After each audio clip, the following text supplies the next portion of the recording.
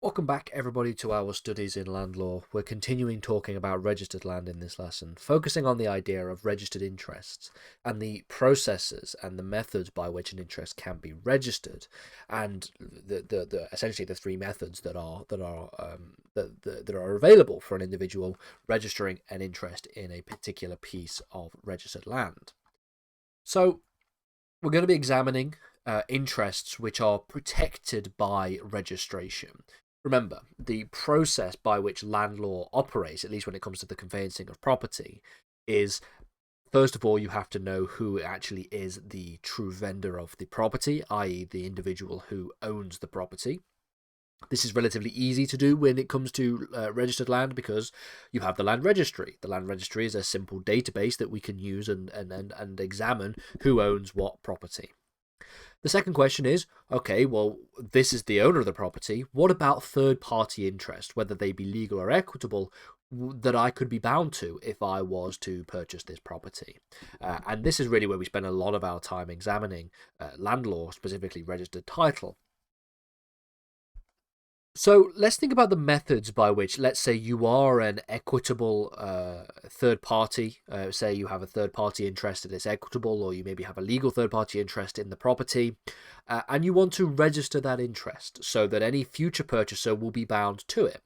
Well, there are interests which exist over a piece of land that the owner will have to make clear that this interest exists by placing it into the land register itself. And then this would essentially protect that property interest against any future purchaser. The aim of this is, of course, to ensure that the mirror principle is adhered to. You want, if you're a purchaser of land, when it comes to registered title, you want to know that the land register reflects, insofar as possible, the land that you are purchasing and everything to do with the land that you're purchasing and all the obligations you may have over the land that you're purchasing. And so the mirror principle adheres to the view that you want essentially the registration of land or registered land to reflect reality insofar as it possibly can. And this also ties into the idea of a compensation principle, whereby if there are mistakes on the land register and those mistakes are the fault of the land registry itself, the government compensates any loss that could be incurred as a result of said mistake. However, there are interests which are not in the register, and those interests may be able to still bind a purchaser to an estate. These are known as overriding interests, or sometimes described as interests which override a registrable disposition. And we will get to those in future lessons' time, because we have to then go and have a look at Schedule 3, and we have to look at some of the case law that examines things like actual occupation, all of which will be in the future. But we'll get to them in future lessons as well. And there's a critique of the land register and the concept of overriding interests being registrable and binding onto a purchaser, because they are not reflected on the land register, and so are sometimes referred to as a, quote, crack in the mirror.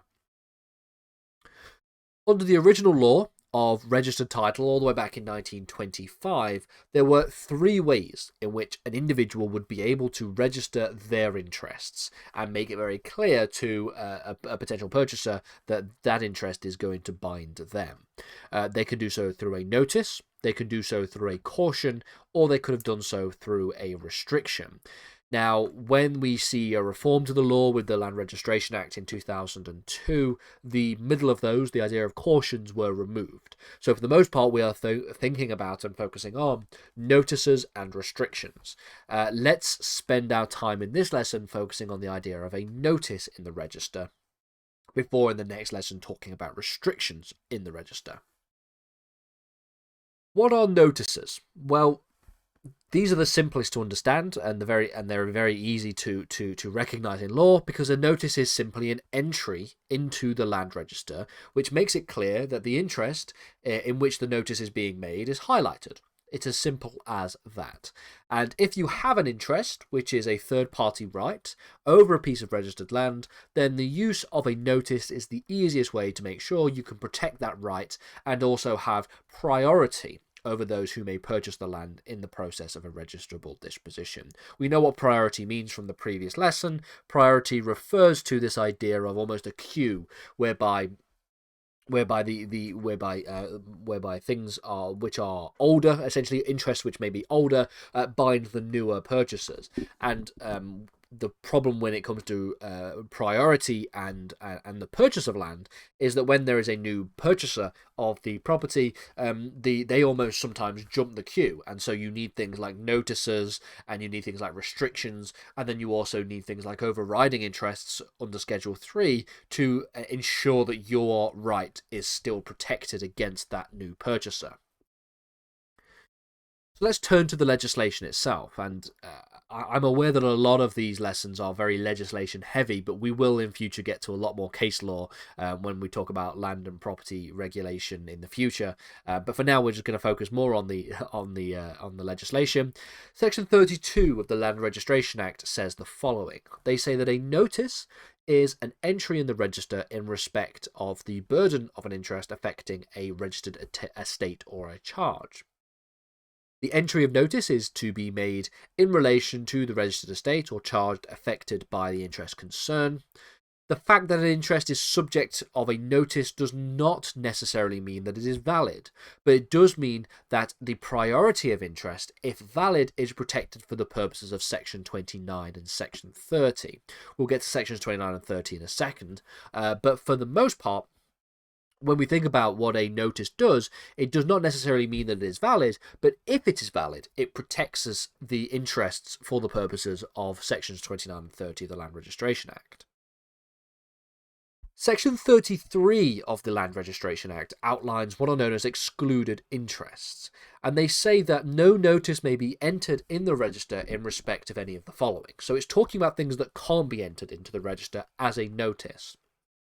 These include an interest under a trust of land, or under a settlement under the Settled Land Act of 1925, a leasehold estate which is granted for a term of years of 3 or less from the date of the grant and is not required to be registered, a restrictive covenant made between the lessor and the lessee so far as relating to the demised premises, an interest which is capable of being registered under Part 1 of the Commons Act 2006, and then finally an interest in any coal or coal mine, the rights attached to any such interest, and the right of any such person under Sections 38, 49, 51 of the Coal Industry Act of 1994. A lot of these aren't particularly relevant. You don't really need to know about coal and coal mines unless you are learning about coal law, which I don't know if it is even a thing. Well, I guess it is to an extent. But for the most part, we're thinking about things like trust of land, settlements. We're talking about leasehold estates of particular qualities and things like a restrictive covenant.